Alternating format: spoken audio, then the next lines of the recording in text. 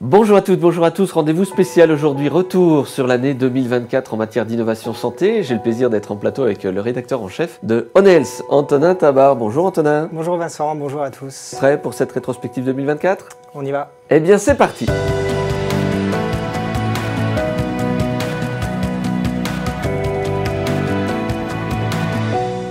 Et on a de plus en plus d'événements phares dédiés à l'innovation santé organisés chaque année en France et à l'international, Antonin. Et oui, on a vraiment trois grandes catégories d'événements liés à l'innovation santé. Les événements tournés autour de la e-santé et l'innovation en technologique comme le CES de Las Vegas, Santexpo ou encore l'Université de la e-santé, mais aussi les medtech et l'innovation thérapeutique avec Medinov, Medintex, ou encore les événements d'Eurasanté et enfin les événements plus thématiques, notamment sur la chirurgie avec Chirurgie 4.0, sur les CRO avec les rencontres de l'AFCRO ou encore autour de l'IA avec IA4Care.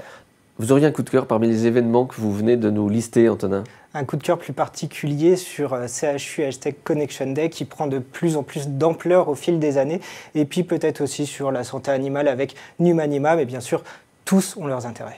Qu'est-ce qu'il faut retenir de cette année 2024 en matière d'innovation santé? Alors finalement, l'innovation, qu'elle soit technologique, thérapeutique ou encore organisationnelle, est au cœur déjà de la santé, mais aussi de la transformation du système de santé et bien sûr, toujours au service des patients. Il suffit de pousser les portes des établissements de santé pour se rendre compte que les professionnels de santé ont largement intégré la robotique et l'intelligence artificielle dans leurs pratiques, que ce soit en chirurgie, en cancérologie ou encore dans les maladies rares. Vous parlez de maladies rares, Antonin, on a une belle illustration d'ailleurs très récente sur le sujet.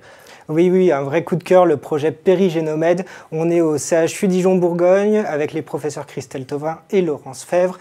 Et ce projet permettra d'étendre le dépistage néonatal de 14 maladies à plusieurs centaines. On n'oublie pas d'ailleurs cette belle soirée caritative du mois de novembre pour encourager la recherche et le déploiement de cette incroyable révolution. L'innovation, elle est au service des patients, on vient de le voir avec vous Antonin, mais pas seulement, elle est aussi au service de l'attractivité des établissements de santé. C'est quoi l'enjeu ? Alors l'enjeu, il peut se voir en deux éléments principaux, maintenir les talents, les professionnels de santé déjà présents, mais aussi faire venir de nouveaux spécialistes, chirurgiens, médecins, pour répondre à la demande RH. On aurait une illustration concrète?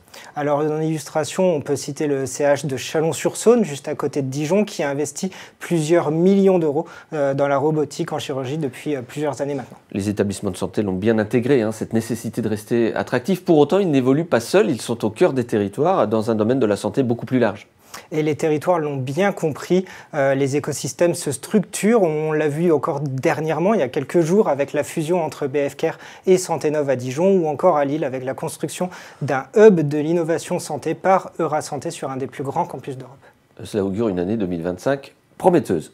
Et d'autant plus que l'IA va prendre de plus en plus de place et que son intégration dans le système de santé en tant que tel va être intéressant à suivre. Et un deuxième enjeu peut-être aussi, ça va être les travaux autour des biothérapies et de la production de biomédicaments, un sujet que nous suivrons bien sûr de près sur On Health. Merci Antonin pour cette belle rétrospective. N'hésitez pas à nous communiquer votre actualité, vos innovations, vos projets. C'est notre rôle, le rôle d'On Health, de le faire savoir et de parler de vos innovations santé, quelles qu'elles soient.